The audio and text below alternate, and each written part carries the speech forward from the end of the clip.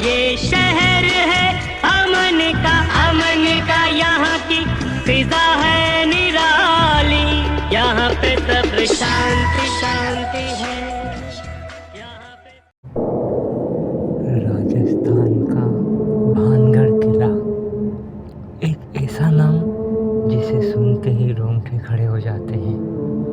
सदियों से इस जगह को लेकर कई डरावनी कहानियां प्रचलित हैं।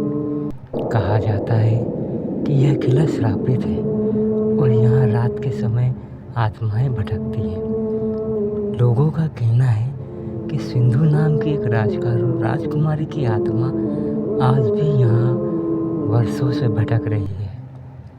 यह श्राप किसी साधारण व्यक्ति ने नहीं बल्कि एक तांत्रिक ने दिया था, जिसकी शक्ति असीम थी।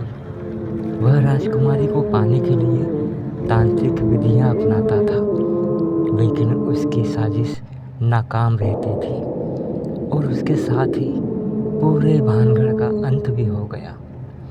अब सदियों बाद 5 दोस्तों का एक ग्रुप आरव, निधि, करण, समीर और प्रियंका इस किले के रहस्य को जानने और सुलझाने के लिए वहां जाने की योजना बना रहे हैं। लेकिन वो नहीं जानते कि यह सफ़र उनकी ज़िंदगी का सबसे भयानक और आखिरी सफ़र बनने वाला है। गाड़ी भानगढ़ किले की ओर बढ़ रही थी। चारों तरफ घना अंधेरा था। सड़क टूटी फूटी और सुनसान थी। गाड़ी में 5 दोस्त बैठे थे। आरव गंभीर स्वर में कहता है, यार सुना है कि भानगढ़ में रात को रुकना सख्त मना है। निधि, अरे ये सब अफवाहें हैं, भूत कुछ नहीं होता, मैं तेरे साथ हूँ ना, तो क्यों डरता है। करण कहता है, फिर भी सरकार ने तो वहाँ चेतावनी का बोर्ड लगा ही रखा है ना, वो क्यों लगाया है, ज़रूर वहाँ पे कुछ होगा। प्रियंका, शायद ताकि लोग अंधविश्वास में ना फंसे और उस जगह को ज़्यादा नुकसान ना पहुँचाए। समीर कहता है, जो भी हो मैं कैमरा ऑन कर रहा हूँ, अगर कुछ अजीब हुआ तो सब रिकॉर्ड हो जाएगा। गाड़ी धीरे धीरे आगे बढ़ रही है और ठंडी हवा का एक झोंका अंदर आया, जिससे प्रियंका को झुरझुरी महसूस हुई। रात के 11:15 बजे वे सभी भानगढ़ किले के प्रवेश द्वार पर पहुंच चुके थे। सामने एक पुराना बोर्ड लगा था जिस पर लिखा था, सावधान, सूर्यास्त के बाद इस किले में प्रवेश वर्जित है। अंदर जाना खतरे से खाली नहीं है। तुरंत इस जगह को खाली कर दें। सूर्यास्त में यहाँ कोई ना रुके। गेट के पास एक बूढ़ा बाबा बैठा था। उनकी आंखें गहरी और चेहरा झुर्रियों से भरा हुआ था। बाबा धीमी आवाज में बोलते हैं, मत जाओ, मौत बुला रही है तुम्हें। प्रियंका, बाबा आप हमसे मजाक कर रहे हैं क्या, या हमें डरा रहे हैं। बाबा, नहीं बेटी, जो भी सूरज ढलने के बाद वहाँ रुकता है वो कभी वापस नहीं आया। मैं यहाँ बरसों से रह रहा हूँ, मेरी बात मानो और यहाँ से निकल जाओ। समीर थोड़ा घबरा जाता है, लेकिन बाकी दोस्त इसे मजाक में उड़ा देते हैं और किले के अंदर दाखिल हो ही जाते हैं। रात 12:30 बजे किले के अंदर का माहौल डरावना। टूटी फूटी दीवारें, चारों तरफ जाले और हवा से हिलती तस्वीरें और झूमर। एक अजीब सी गंध महसूस हो रही है, वर्षों पुरानी सी। निधि, ये जगह तो बहुत डरावनी और अजीब लग रही है। अचानक, कौन है यहाँ, किसकी आवाज़ थी, ये आवाज़ कहाँ से आई थी। समीर ने तुरंत कैमरा ऑन कर दिया।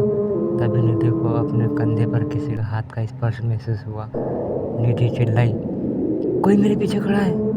सब मुड़कर देखते हैं लेकिन वहाँ कोई नहीं था।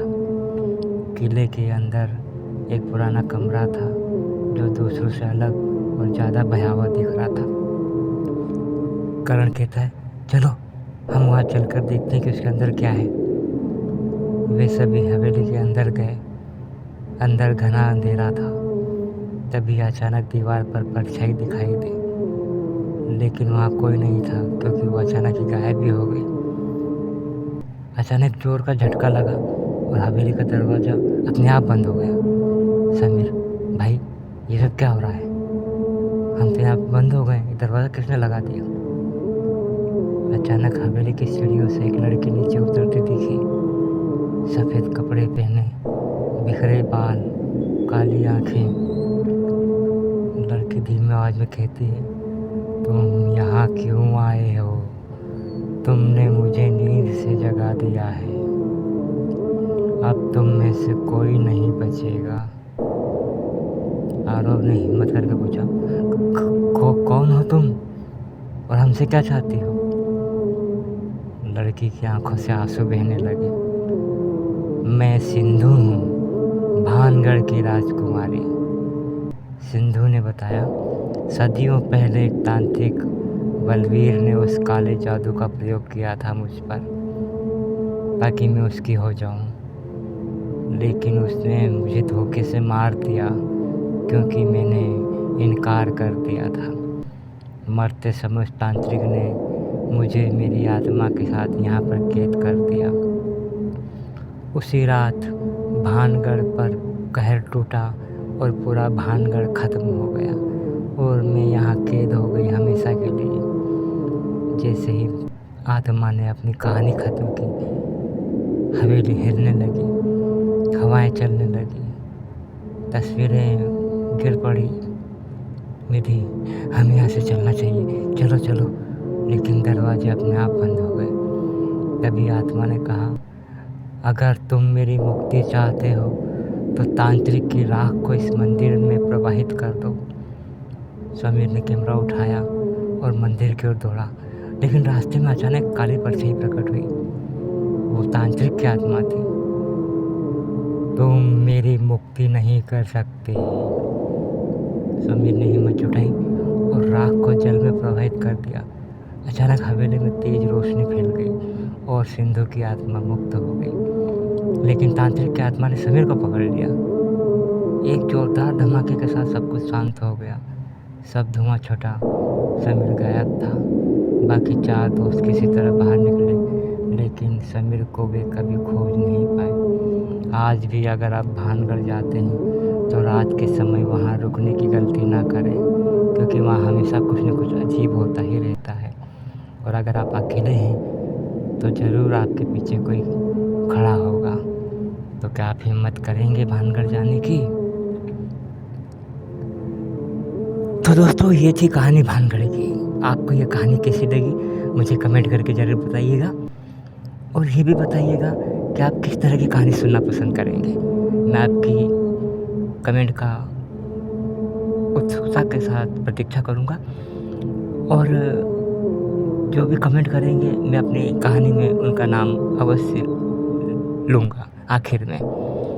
तो दोस्तों, कमेंट करिए, और हाँ, चैनल को सब्सक्राइब और लाइक ज़रूर कीजिए ताकि मुझे मोटिवेशन मिले। आगे मैं आपके लिए और बेहतर और अच्छी कहानी लाने का प्रयास करूँगा। तो चैनल को सब्सक्राइब कीजिए। क्राइम कुंडली, और मैं हूँ आपका दोस्त अजय खेड़ेकर।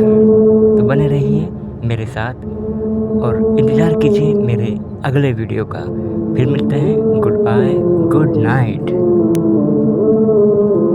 एक बात तो मैं आपसे कहना ही भूल गया कि आपको अगर कुछ अनुभव हुआ हो या आपके पास कोई ऐसी कहानी हो जो आप मुझे शेयर करना चाहते हैं, मुझे बताना चाहते हैं, तो मुझे ज़रूर बताइएगा। मैं आपकी कहानी को अपने चैनल पर ज़रूर प्रस्तुत करूँगा। तो मुझे लिख भेजिए, और आप कहानी कहाँ से सुन रहे हैं, इस वीडियो को कहाँ से देख रहे हैं, अपने शहर, अपनी जगह का नाम लिखकर मुझे बताइए ताकि मुझे पता चल सके कि मेरा वीडियो कौन कौन और कहाँ से देख रहा है। तो दोस्तों, बने रहिए मेरे साथ, जुड़े रहिए। आपका साथ रहेगा तो मैं और बेहतर प्रयास करता रहूँगा आपका मनोरंजन करने का।